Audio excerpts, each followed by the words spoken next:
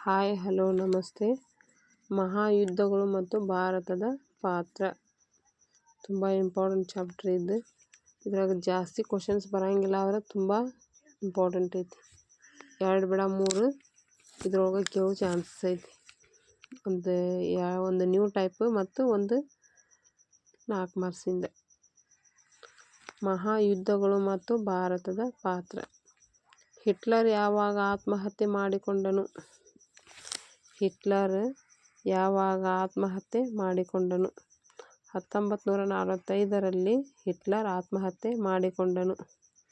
America ಜಗತ್ತಿನಲ್ಲಿ ಮೊಟ್ಟ ಮೊದಲ ಅಣುಬಾಂಬನ್ನು ಎಲ್ಲಿ ಹಾಕಿತು? ಇದು ಕೇಳ್ತಾರೆ ನೋಡ್ರಿ, ಇದನ್ನು ಕೇಳ್ತಾರೆ.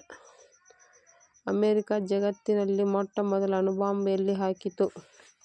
1945ರಲ್ಲಿ ಜಪಾನಿನ ಹಿರೋಶಿಮಾ ಮತ್ತು ನಾಗಾಸಾಕಿ ಎಂಬಲ್ಲಿ ಅಮೆರಿಕ ಜಗತ್ತಿನಲ್ಲಿ ಮೊಟ್ಟ ಮೊದಲ ಬಾರಿಗೆ ಅಣುಬಾಂಬ್ ಹಾಕಿತು.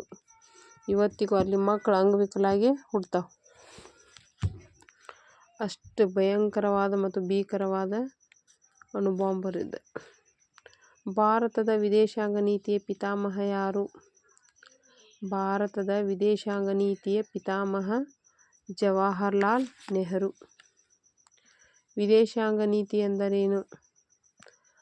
ಒಂದು ರಾಷ್ಟ್ರವು ಬೇರೆ ದೇಶಗಳೊಡನೆ ವ್ಯವಹರಿಸುವಾಗ ಅನುಸರಿಸುವ ನೀತಿಯನ್ನು ವಿದೇಶಾಂಗ ನೀತಿ ಎಂದು ಕರೆಯುವರು.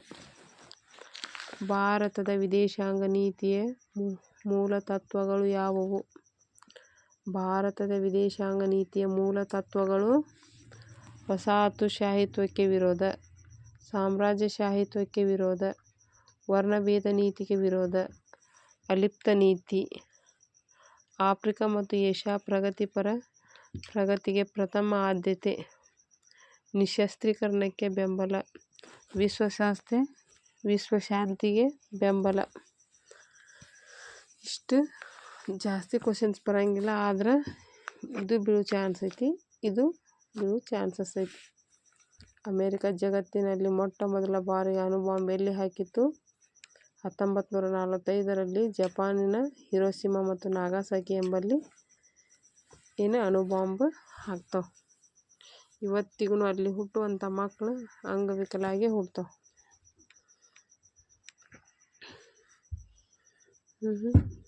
ಇಷ್ಟು ಮಹಾಯುದ್ಧಗಳು ಮತ್ತು ಭಾರತದ ಪಾತ್ರ. ಸಣ್ಣ ಚಾಪ್ಟರ್ ಇದ್ರೂ ಭಾಳ ಇಂಪಾರ್ಟೆಂಟ್ ಐತಿ. ಹೌದು, ಲೈಕ್ ಮಾಡಿರಿ, ಶೇರ್ ಮಾಡಿರಿ, ಕಮೆಂಟ್ ಮೂಲಕ ಏನಾಯಿದ್ರು ತಿಳಿಸ್ರಿ. Thank you.